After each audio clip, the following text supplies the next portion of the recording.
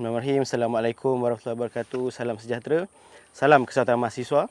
Nama saya Agha Kilfi bin Suarno, merupakan yang di-Pertua Majlis Perwakilan Pelajar bagi sesi 2023. Saya sekarang ni pelajar tahun 4 Fakulti Teknologi Kejuruteraan Pembuatan dan Mekatronik. Fakulti sebelah tu lah. Ya. Oh, sebelah ni je dekat dengan kita. Jadi untuk degree saya kat sini, dan diploma dulu saya diploma UMP juga. Diploma Mechanical. Oh, patutlah rasa macam lama je duduk UMP daripada diploma. Familiar. Okay. Jadi diploma Mechanical dan sekarang degree dekat UMP juga, pembuatan. So kalau nak cerita sejarah ringkas saya, sebelum saya jadi MPP, saya pun pernah jadi MPP juga sebelum ni, sesi 2021. Tahun lepas berehat sekejap lah, tapi berehat tu berehat dari MPP, bukan berehat daripada kancah kepimpinan pelajar lah. Dan sesi lepas saya timbalan presiden untuk Sekretariat Mahasiswa Anak Pahang Semampan. Jadi saya timbalan presiden. Sebelum tu saya aktif juga dalam aktivis kebudayaan. Jadi dalam SKK, Sekretariat Kebudayaan Kesenian, pernah jadi timbalan presiden, pernah jadi bendahari, pernah jadi setiausaha, dan beberapa program-program lagi lah yang pernah saya buat sendiri untuk orang cakap nak develop diri lah sebelum ke arah yang di-Pertua Majlis Perwakilan Pelajar. Kenapa masih nak berada dalam barisan kepimpinan MPP? Pertama kali saya bertanding tahun 2020-2021, sesi tu adalah sesi saya gain experience, gain knowledge. And then saya rasa macam waktu tu saya belajar dalam MPP ni, saya rasa macam banyak perkara lagi lah yang belum saya capai, belum saya laksanakan, terutama untuk mahasiswa. Sebabnya yang paling penting, orang cakap momen di mana saya rasa saya perlu bersama lagi dalam MPP ni, bermulanya tahun 2020-2021 tu lah. Sesi tu saya mula untuk ada orang cakap perkembangan diri sendiri, masuk mesyuarat peringkat kebangsaan, peringkat nasional. Jadi dekat situ tu apa yang saya nampak ni, sebenarnya UMP ni memang ada potensi lah dari segi kualiti pelajar, dari segi orang cakap hasil-hasil pelajar tu sendiri. Tapi bila kita pergi ke peringkat nasional, peringkat kebangsaan, kita tak nampak. Maksudnya bila kita masuk dalam kalangan nasional ni, UMP ni tak nampak. Bila kita masuk mesyuarat, contoh ada 14-15 buah universiti, kita ni mungkin yang ke-14, ataupun diorang tak perasan pun UMP ni ada. Saya rasa mungkin menjadi tanggungjawab lah, sebab saya rasa branding UMP ni bukan atas pengurusan tertinggi sahaja, bukan atas lecturers, bukan sahaja, dan bukan pegawai sahajalah. Tapi saya rasa student tu sebagai the biggest stakeholder, saya rasa memang tanggungjawab student. Sebab tanpa student, universiti ni takkan bergerak jauh, takkan bergerak boleh pergi lebih tinggi lah daripada keadaan sedia ada. Jadi antara sebab utama gerakan mahasiswa juga berlaku tahun 2021 tu lah sebenarnya. Cerita sikit tentang barisan kabinet MPP UMP untuk sesi ini. Okey, jadi untuk sesi 2021 ni, tak move on lagi. Sesi 2022-2023, kita ada seramai 25 orang Majlis Perwakilan Pelajar daripada pasca siswa azhar pun ada, student degree ada, student diploma pun ada. Jadi alhamdulillah lah, sesi ni kita meliputi semua. Untuk kabinet kita ada majlis tertinggi, ada juga majlis kerja tertinggi, dan kita di bawah majlis kerja tertinggi tu ada 3 jabatan lah. Maksudnya jabatan-jabatan yang akan membantu. Antara asas dia adalah yang pertama, muka depan Majlis Perwakilan Pelajar sendiri adalah Jabatan Komunikasi dan Korporat, seramai 4 orang di dalam tu. Itulah yang akan menjaga image MPP, yang akan menjaga segala apa posting-posting, dan juga apa yang dilakukan oleh MPP akan diupdate lah oleh jabatan ini.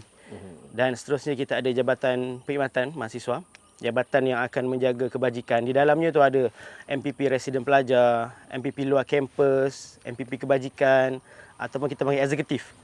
Dan eksekutif antarabangsa juga di situ. Dan jabatan yang ketiga adalah Jabatan Pembangunan Mahasiswa.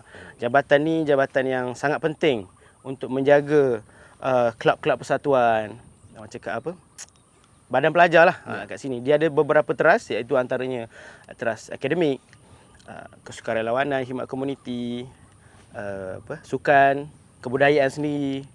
Itulah antara secara ringkasnya untuk kabinet MPP tu. Kita ada 2 kampus, bagaimana MPP meletakkan fungsinya di 2 kampus ini? Kita ada 2 kampus, Pekan dan Gambang. Saya yakin kita semua sedia maklum. Kita ada, bukan Gambang, kampus Paya Besar. Paya Besar, ya. Jadi kita ada Pekan dan Gambang. Kalau ikutkan secara keaktifan kedua-dua kampus ni, kita memang jelas nampak lah bahawa di Paya Besar, biasanya itu memang dah secara bertahun sebelum ni pun, mahasiswa UMP di Paya Besar ni lebih aktif lah sebenarnya. Dan begitu juga dengan jumlah bilangan MPP sesi kali ini, ada 9 orang daripada Pekan dan selebihnya tu daripada Gambang lah. Tapi itu tak menjadi masalah sebab kita dah ada kabinet dan juga kita dah meletakkan jawatan-jawatan itu orang cakap menutupi lah. Orang cakap kita nak cover untuk kedua-dua kampus. Dan untuk pengetahuan juga, kita dah selesai untuk pengambilan sekretariat. Di mana sekretariat ni lah yang akan membantu segala gerak kerja Majlis Perwakilan Pelajar. Dan sesi kali ni kita nak lebih memberikan peluang. Tak kisahlah awak ni duduk dalam eksekutif ke, majlis kerja tertinggi maupun sekretariat sekalipun, kita akan berikan peluang. Apa jua peluang yang ada, kita akan berikanlah kepada mereka untuk build up diri. Sebab pentas kepimpinan pelajar ni pentas peluang, maksudnya pengalaman. Ya. Kalau tak diberikan peluang, kita tak dapat build up student leader tu. Baik. Saya nak membawa Arah untuk melihat kembali senario. Kita bermula dengan pemilihan baru-baru ni. Daripada keseluruhan kerusi, hanya ada 2 kerusi yang dipertandingkan. Dan daripada jumlah yang keluar mengundi pun, peratusannya sangat rendah. Apakah gambaran ini sebenarnya? Adakah mahasiswa kita sudah tidak berminat lagi? Ataupun mahasiswa kita berpendapat bahawa MPP tidak relevan lagi? Ataupun tiada kecanaan daripada mahasiswa kita tentang peri penting gerakan mahasiswa, khususnya melalui platform paling utama iaitu MPP. Kalau kita tengok memang kebanyakannya menang tanpa bertanding. Tapi tapi pada pandangan saya lah, masih kita patut orang cakap masih bersyukur lagi, masih ada di setiap kerusi umum dan juga fakulti, masih ada lagi MPP di situ. Kalau kita tengok ada tahun-tahun sebelum ni, memang ada kerusi yang memang tak ada pun. Maksudnya menang tanpa bertanding 1. Lepas tu kadang-kadang ada 2 kerusi, tak ada juga MPP kat situ. Tak ada wakil langsung maknanya? Memang pernah ada. Tak ada langsung yang bertanding kat situ lah. Ya. Jadi, walaupun kita tengok hanya 2 fakulti yang dipertandingkan, tapi kita masih bersyukur kerana setiap fakulti tu ada isi. Dan to be honest, secara jujurnya saya sudah menjangkakanlah perkara ni. Kerana itulah, kita di UMP punya skop literasi politik kampus kita masih berada di takuk yang terkebelakang berbanding universiti-universiti lain. Dan kalau kita tengok sebenarnya tempoh COVID itu sendiri mematikan ataupun kita ada satu jangka masa yang student punya kepimpinan matilah di situ. Itu juga memainkan peranan yang MPP ni melalui politik kampus akan perlahan di fasa itu. Jadi tanggungjawab saya, tanggungjawab rakan-rakan gerakan mahasiswa yang lain, kita tahu kita dah bertanding. MPP ni ada melalui blog, ada gerakan-gerakan mahasiswa itu. Ini adalah peranan-peranan mereka. Kerana ada yang tak faham. Dia ada cakap, apa fungsi blog bertanding ni sebenarnya? Apa fungsi gerakan mahasiswa ni? Inilah fungsi dia. Untuk membina kecaknaan pelajar tentang sekiranya MPP ni tak ada, apa yang terjadi. Tapi dalam masa yang sama, calon-calon yang bertanding itu perlu buktikan kredibiliti mereka ni untuk buktikan bila awak dah menang tanpa bertanding, mahupun bertanding, perlu buktikanlah dengan gerak kerja. Kerana MPP sesi 22-23 ni ada tanggungjawab yang besar. Kita perlu dapatkan semula kepercayaan mahasiswa. Sebab kita tengok landscape kita kat UMP ni, student dah tak percaya pun MPP ni. Kita kena terima kenyataan tu, kita kena realistik dengan benda tu. Jadi, mungkin apa yang berlaku dalam pemilihan MPP baru ni adalah satu manifestasi bahawa sebenarnya yang sebut tadi, kita lemah. Betul. Mahasiswa kita dah tak mahu lagi terlibat sebab mereka memandang bahawa buat apa? Dan itu sebenarnya kita perlu realistik lah. Kita kena terima kenyataan tu yang mahasiswa kita ni tak nak ambil bahagian. Ataupun ada yang pelajar cakap kalau tak nak kena kecam, kalau tak nak kena persoalkan, janganlah jadi MPP. Tapi MPP tu perlu ada. MPP ni akan bawa direction universiti sebenarnya. Dari sudut mahasiswa. Dan saya rasa itulah tanggungjawab MPP saya sini untuk memberikan kecanaan itu kepada pelajar, bagaimana pergerakan MPP. Dan saya rasa untuk membuka mata mahasiswa ni, kita perlu MPP pada satu-satu sesi tu perlu lakukan satu anjakan paradigma. Kena lakukan perkara yang di luar kebiasaan kita. Sebagai contoh, kita buat satu-satu inisiatif. MPP melakukan inisiatif ini, apa yang pelajar biasa tak boleh buat, tapi MPP ni yang boleh buat. Jadi student kita bukannya tak pandai. Student UMP ni kita pandai-pandai. Cuma mungkin kurang sedikit lah daripada sudut orang cakap kemahiran pengucapan awam, mungkin dari segi confident ataupun keyakinan diri untuk bercakap di khalayak ramai. Terutama kita nampaklah politik kampus itu membuktikan bagaimana kita punya mahasiswa ni ke arah mana dan kekuatannya ke mana, kelemahannya ke mana. Dan sekiranya ada beberapa perkara yang kita sentuh, contoh mahasiswa MPP ni lemah di sudut ini. Ini bukan bermakna kritikan kita nak membunuh mahasiswa kita, bukan. Tapi ini kita perlu realistik dan sudut ini perlu kita ambil orang cakap peranan penting. Kerana universiti ini kita peluang, ini adalah medan untuk kita bina diri kita. Jadi saya rasa itulah tanggungjawab MPP 2023 ni sangat besar. Sangat kurangnya calon untuk bertanding, maknanya dengan kemenangan tanpa bertanding. Adakah barisan kepimpinan MPP yang ada pada ini merasai bahawa mereka macam Aras ni merasakan bahawa mandat cukup kuat? Kan, barisan merasakan bahawa kita mendapat mandat dan sokongan yang cukup padu daripada mahasiswa. Sedangkan sebahagian, saya ingat 80% adalah menang tanpa bertanding. Betul. 80% dan even mungkin lebih memang menang tanpa bertanding. Tapi macam saya katakan tadi, menang tanpa bertanding, walaupun menang tanpa bertanding dan menang bertanding sekalipun, anda sudah berada di situ. Kami sudah berada di sini. Jadi tanggungjawab mahasiswa adalah untuk mengundi. Tanggungjawab mahasiswa adalah untuk memilih siapa pemimpin pelajar yang mereka mahukan daripada calon-calon yang ada. Tapi kita ada limitasi daripada segi calon tu sendiri. Dan saya rasa menang tanpa bertanding ataupun menang bertanding itu adalah platform pertandingan. Tapi sekarang ni MPP 22-23 ni dah berada di situ. Jadi sekarang ni tanggungjawab anda untuk, tanggungjawab kami lah sebenarnya. Tanggungjawab kami untuk membuktikan bahawa layakkah kami di sini.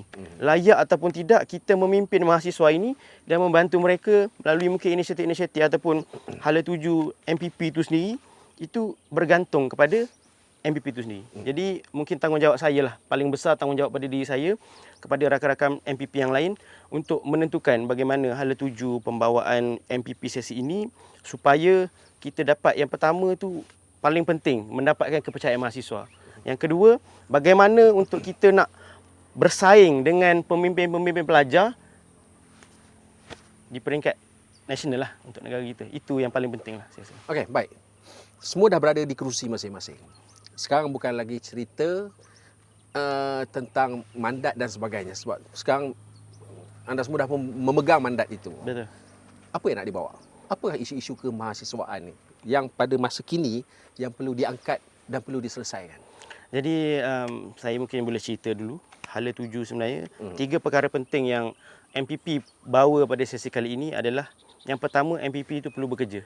MPP bekerja ni paling penting. Sebab kepercayaan mahasiswa ni hilang sebab tak nampak MPP ni berfungsi sebaiknya. Maksudnya, kalau MPP ni duduk di kerusi MPP tapi tidak ada perkara-perkara bombastik yang mereka lakukan, hasil itu nombor 2. Tapi usaha tu yang paling penting. Jadi paling penting saya sebagai YDP perlu memastikan mahasiswa ataupun rakan-rakan mahasiswa yang menjadi MPP itu sendiri perlu bekerja. Yang pertama, MPP bekerja. Yang kedua adalah keterlihatan, di mana saya yakin sesi-sesi sebelum ini MPP ni tak adalah semua tak bekerja sebenarnya. MPP ni mereka ni bertanding sebab mereka nak bertanding. Dan mungkin kurangnya orang cakap mungkin pengetahuan lah ataupun metod untuk mereka laksanakan satu-satu projek atau perkara di sudut MPP itu. Kadang-kadang MPP ni dah buat kerja sebaiknya tapi tak tahu macam mana cara sebaiknya untuk kita present kepada pelajar. Di zaman 2023 ni, orang kita buat kerja tak buat kerja, orang cakap kita tak buat kerja, orang akan cari salah. Ya. Jadi saya rasa dari segi publicity, mungkin ada orang cakap MPP buat cara ni akan nak cari publicity. Itu tanggungjawab kita untuk menyampaikan bagaimana cara kita bekerja. Jadi itulah keterlihatan yang paling penting, visibility. Kita nak bagi tahu yang MPP ni ada keberadaan dan MPP ni bekerja. Itu yang baik. Jadi kesinambungan antara MPP bekerja dan juga keterlihatan tadi tu. Dan yang ketiga adalah penjenamaan ataupun branding. Branding ini bukan tentang branding MPP semata-mata, tapi yang paling penting adalah MPP ni untuk apa? MPP ni untuk mahasiswa, MPP ni untuk membawa nama UMP itu sendiri.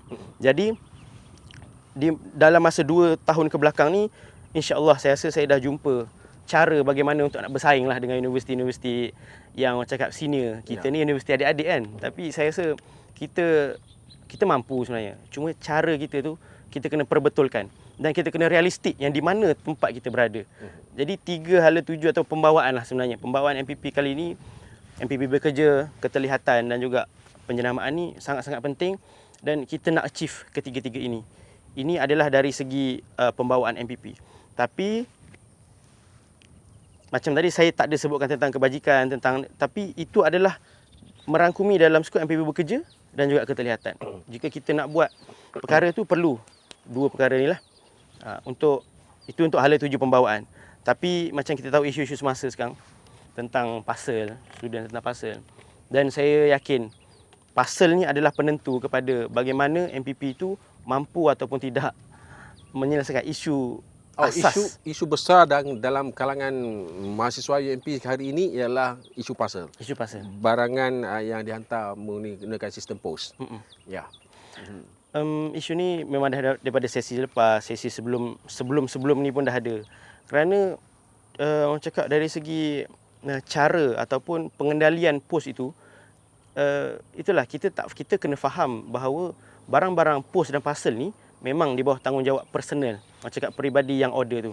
Tapi kita sebagai student leader ataupun pengurusan universiti, kita juga kena faham yang memesan barang-barang pasal ni student UMP. Jadi saya rasa MPP itu sendiri mungkin dibantu juga dengan pentadbiran perlu menyelesaikan isu ni, sebab isu ni isu stakeholder kita, stakeholder UMP. Jadi saya tak rasa kita perlu memandang enteng, memandang remeh tentang isu-isu pasal walaupun hanya setakat pasal. Tapi itu barang-barang kita, barang-barang student kita kan. Jadi ada short term dan juga orang cakap jangka masa pendek punya inisiatif dan juga jangka masa panjang. Jangka masa panjang saya sendiri bersama MPP sesi 2023, ini adalah isu utama yang kita nak bawa selepas dimandatkan, selepas terbentuknya kabinet. Kita memang nak buat isu pasal yang kena settle by, kalau boleh untuk short term, jangka masa pendek, sekurang-kurangnya 3 bulan pertama ni dah selesai. Jadi mungkin saya boleh kongsi sikit untuk short term. Saya dah berjumpa dengan TNC sendiri, Timbalan Chancellor Prof Ruslim. Saya dah berbincang dengan beliau. Untuk jangka masa pendek kita mungkin akan menggunakan beberapa cara, iaitu ada beberapa cara kita mungkin akan meminta bantuan dari koperasi untuk diletakkan di sana. Sekurang-kurangnya ada yang jaga. Dan juga saya bersama dengan student leaders daripada perwakilan Kolej Kediaman Residen Pelajar, kita juga ada berbincang untuk bagaimana kita dapat menguruskan isu-isu pasal ni supaya student ni sekurang-kurangnya barang diorang ni tak hilang ataupun tak dikoyakkanlah barang diorang tu. Untuk pekan ni kita mungkin akan tengok apa kawasan mana yang boleh dijaga di kawasan PAP tu untuk memudahkan supaya kurier boleh hantar pada satu-satu masa tu dekat situ dan ada yang jaga. Dan insya-Allah residen pelajar PK5 pun akan membantu MPP untuk di Gambang. Saya yakin dekat Gambang pun saya punya timbalan ni, saya punya naik yang di-Pertua Jabatan dah adakan beberapa siri perbincangan untuk kita nak laksanakan apa yang terbaik, inisiatif secepatnya untuk pasal. Dan beberapa hari lepas saya juga ada jumpa dengan saya dan juga rakan-rakan MPP, rakan-rakan sekretariat untuk berjumpa dengan ahli parlimen Pai Besar untuk membantu di Pai Besar lah, terutamanya kampus Pai Besar tu. Sebab pasal ni bukan nak selesaikan satu kampus je, tapi dua-dua kampus. Cuma berbezanya pekan ni kampusnya KK Residen Pelajar 5 saja. Gambang ni cabaran dia sikit sebab dia ada 4 kampus dalam 4 residen pelajar dalam kampus. Jadi itu perlu ditekankanlah untuk digambang bagaimana, dipekan bagaimana. Tapi untuk long term kita dah suarakan kepada TNC dan saya rasa pengurusan tertinggi pun faham tentang isu ini. MPP sekarang sedang bekerja ke arah Dewan Perundingan Pelajar. Di mana pertama dan terakhir Dewan Perundingan Pelajar ini dilaksanakan pada tahun 2019. Tahun 2020, 2021, 2022 tak ada. 2022 tak ada. Jadi mungkin tahun ni saya punya tim daripada Jabatan Pembangunan, daripada Korporat dan juga Perkhidmatan ada yang akan menjadi jawatan kuasa untuk Dewan Perundingan Pelajar ni ataupun secara mudahnya Parlimen Mahasiswa. Ini Dewan Perundingan Pelajar ni satu perkara yang penting kerana di sini kita boleh nampak, kita boleh membangunkan orang cakap kepimpinan. Sebelum tu, Dewan Perundingan ni siapakah keahlian yang berada di dalam tu? Maksudnya ahli dewan? Ya, ahli dewan. Kita akan ada pemimpin-pemimpin daripada kelab lah. Maksudnya presiden-presiden kelab. Kita akan ada sekiranya presiden tu bukan yang mewakili kerusi itu, kita berikan peluang kepada siapa yang nak dihantar untuk kelab-kelab itulah. Jadi itu perbahasan ini yang sangat penting. Kalau kita tak suarakan dalam Dewan Perundingan Pelajar ni, kita tak nak mahasiswa yang hanya berbunyi ataupun di confession ataupun di troll dan juga di media-media sosial semata-mata lah. Kita zahirkan suara-suara itu di dalam orang cakap satu perbahasan yang intelek. Kita ada perdebatan yang sehat di kalangan mahasiswa dan saya yakin DPP Dewan Perundingan Pelajar atau Parlimen Mahasiswa ini adalah satu inisiatif yang mana kita dapat bangunkan kepimpinan mahasiswa tu. Akak pernah terlibat dengan Dewan ni? Saya tak libat secara langsung, cuma pada tahun itu saya punya presiden kelab, saya punya wakil kelab pergi kepada tahun adakah keberanian pemimpin daripada kelab ini untuk menyuarakan perkara yang dalam Dewan ini berbanding mereka menyuarakannya di media sosial? Adakah keberanian mereka seperti itu? Kalau ikutkan pada tahun 2019 tu memang menjadi satu perdebatan hangat jugalah dalam. Baik. Maknanya mahasiswa kita memang berani untuk menyatakan berani, di platform yang benar. Platform kita tu sebenarnya berapa tahun yang tak ada. Ya. Jadi tahun ini kita sangat bekerja keras lah. Kalau nampak MPP sendiri pun pilihan raya kampus dilakukan pada minggu hektik, minggu yang ke arah minggu peperiksaan, minggu-minggu yang cakap tegang lah. Tapi kita tetap berjuang juga di jalan ini dan lepas naik ni kita tetap melaksanakan inisiatif apa yang secepatnya boleh. Alhamdulillah dalam masa beberapa hari sekretariat kita dah selesai, media sosial kita pun kita dah ubah cara penyampaian dan saya yakin student dapat menilai lah. Itu pertama tadi Dewan Perundingan Pelajar. Yang kedua tentang isu, saya telah berbincang tentang isu dobi sebenarnya. Dobi, kalau perasan dobi ni kita tak banyak dobi. Kat Pekan alhamdulillah kita ada dobi layan diri tu. Tapi masalah dia adalah mungkin dari segi jumlah dobi tu ni, bilangan dia Kecil sangat. Kecil sangat. Kita ada 9 blok dalam UMP. Satu blok pun dah beratus orang. Nak pakai hanya ada 4 ataupun 6 saja. Dan saya memang nampaklah student beratur selalu dekat situ. Saya duduk blok A je. Jadi nampaklah student selalu beratur, nak basuh baju. Itu pun dah disuarakan. Kita pun baru semalam kita dah keluarkan survey untuk nak tengok macam mana penerimaan pelajar untuk dobi itu sendiri dan saya dah berbincanglah dengan pihak-pihak yang sepatutnya bagaimana untuk kita nak tambahkan bilangan dobi. Yang kedua cakap sebab ada juga pelajar yang mengadu pelaksanaan nak bayar transaksi dia tu susah sikit lah, nak kena scan, nak kena, maksudnya mungkin method tu pun kita perlu perbetulkan. Tapi saya yakin bagaimana outcome-nya tu nanti kita akan lihat, tapi MPP sedang bekerja. Itu yang mahasiswa perlu tahu, MPP memang sedang bekerja. Adakah kita tak berapa, bayangan kita tu tak berapa dikesan oleh pimpinan yang lain? Adakah kerana kita tak ada isu besar, kita tak ada demonstrasi, ataupun suara kita terlalu perlahan, ataupun kita jarang keluar di media-media utama mainstream contohnya?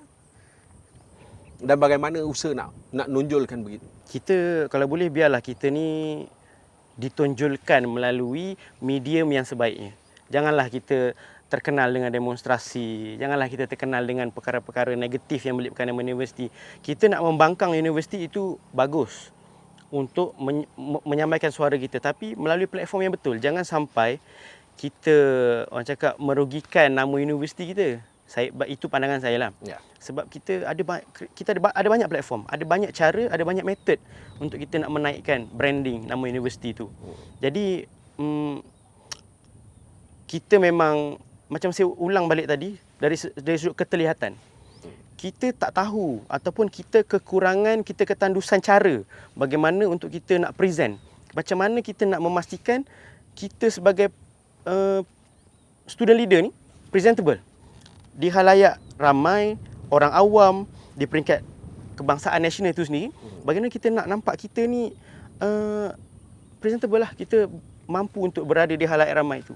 Dan itu adalah menjadi persoalan yang bagaimana cara kita ni nak buat. Jadi sebagai contoh, kalau selepas MPP ni kita ada Majlis Perundingan Pelajar Kebangsaan. Jadi itu adalah antara tempat di mana MPP perlu menonjolkan diri. UMP ataupun bukan UMP saja, Universiti Awam, IPTA, IPTS yang lain pun akan merebut tempat di sana untuk memastikan Kabinet MPPK itu menjadi milik mereka. Itu antara yang menjadi fokus utama student leader ni lah, YDP ni, kerana Kabinet MPPK itu YDP semua. Jadi dekat situ saya rasa macam mana untuk kita ke hadapan adalah perlunya ada wakil daripada UMP ni berada dalam kabinet tertinggi MPPK tu. Itu yang pertama lah. Yang kedua, macam mana kita nak shine ataupun kita nak menampakkan UMP ni ada di setiap level ataupun di setiap teras yang akan mencangkupi seluruh negara ni. UMP ada di situ. Kita ada contoh, kita ada anak negeri, kita ada kelab anak negeri. Sebagai contoh, saya anak Pahang. Jadi ada kelab anak Pahang. Anak Pahang ni ada kelab juga, ada juga anak Pahang kebangsaan. Ya. Jadi bagaimana MPP ni perlu menghidupkan kecaknaan kepada mahasiswa anak Pahang ni, rebutlah tempat di peringkat tertinggi. Dan kita bukan bercakap tentang jawatan semata-mata. Tapi bila kita dah dapat kat jawatan itu, di peringkat kebangsaan itu, sama juga dengan MPP tadi. Menang atau bertanding ke tak bertanding ke, bila dah berada di situ, kita akan laksanakanlah yang terbaik. Dan itu adalah cara jangka masa pendek untuk kita nak menaikkan nama universiti. Kita ada anak negeri ramai. Itu jugalah yang akan saya sampaikan nanti. Ada sampai masa lepas habis exam, final exam ni, insyaAllah ada ruang dan peluang. Saya akan berjumpa juga dengan anak-anak negeri untuk kita membawa pembawaan yang sama.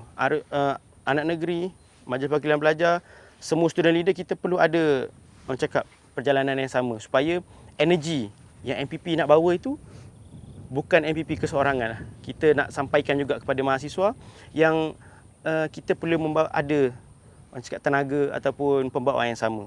Dan insya-Allah daripada tim kita punya pembangunan mahasiswa sedang merangka Student Leaders Bootcamp. Dekat situ nanti kita akan, saya mungkin amanat saya sendiri sebagai yang dipertua, saya akan sampaikan juga perkara ini. Untuk ke arah peringkat nasional tu, bagaimana strategi-strategi cara supaya UMP ni ada nama lah. Kerana kita nampak dari sudut infrastruktur kita memang perlu realistik. Mungkin kalau saya cakap ni akan ada yang mengecam, tapi infrastruktur kita jauh terbelakang.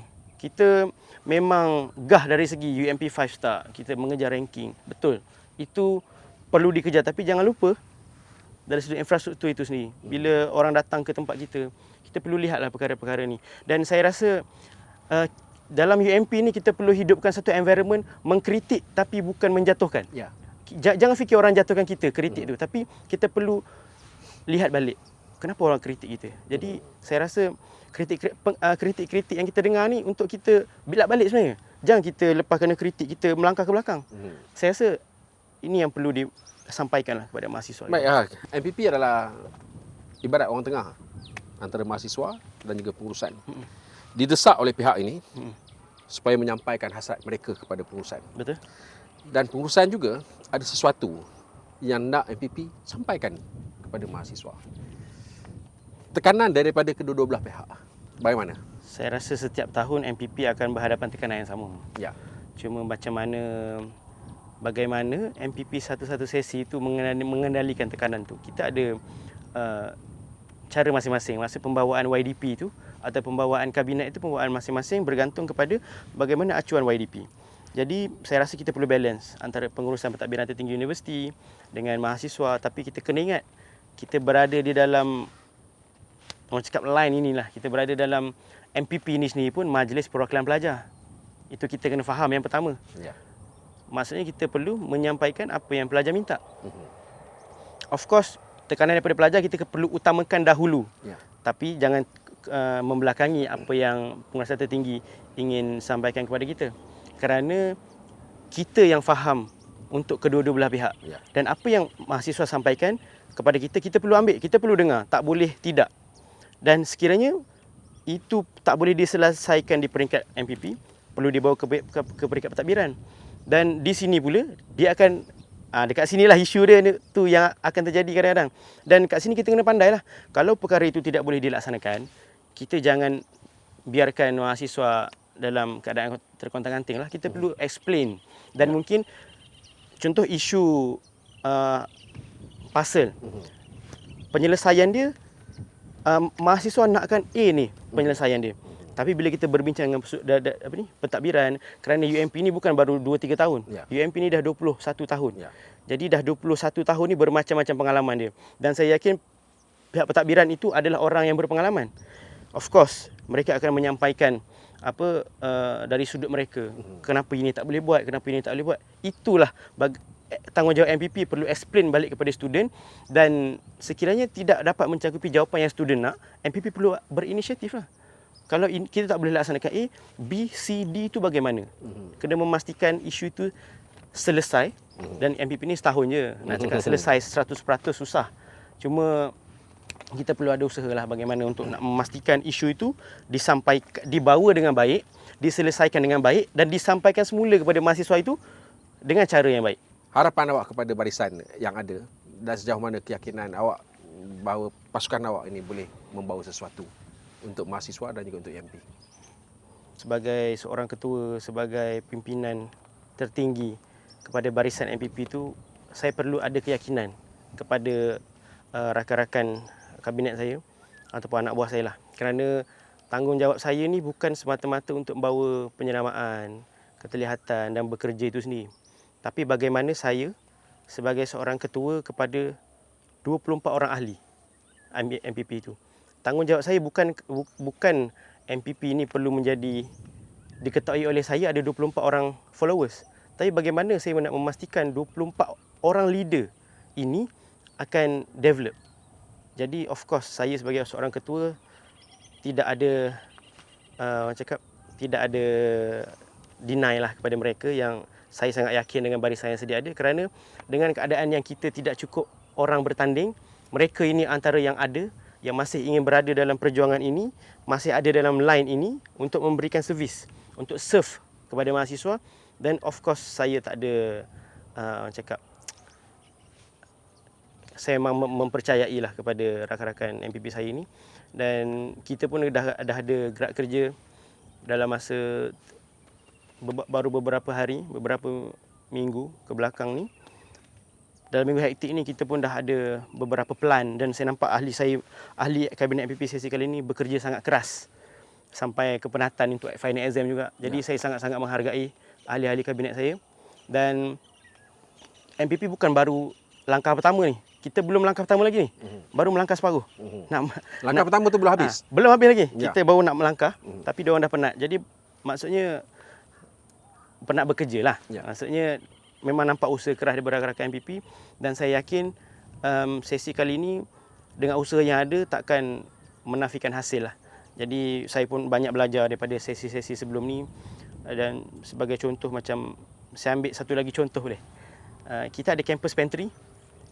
Saya akan pastikan sesi kali ini MPP akan memberikan sesuatu kepada campus pantry ataupun ke arah kebajikan pelajar, di mana bukan pengurusan tertinggi saja, bukan antara yang membantu kuat adalah Yayasan UMP saja. Ya. Saya akan pastikan ada sumbangan lah daripada MPP UMP yang diberikan untuk keperluan mahasiswa tu.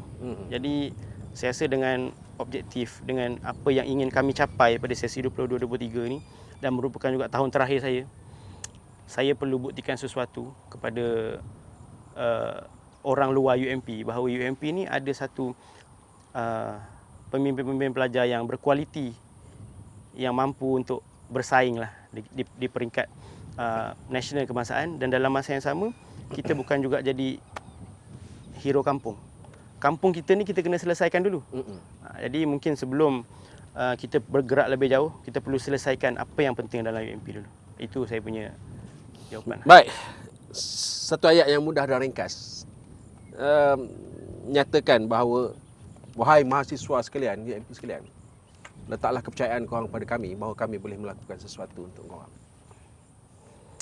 Jadi kepada mahasiswa UMP semua, kami daripada barisan MPP sesi 22-23, kita berharap dan juga meminta bantuan kepada rakan-rakan mahasiswa semua untuk membantu kami supaya kami dapat bantu anda semua. Dan juga MPP ini tidak sempurna. MPP ini juga sama mahasiswa seperti kalian, tapi kami bersedia untuk dikritik, bersedia untuk dikomen.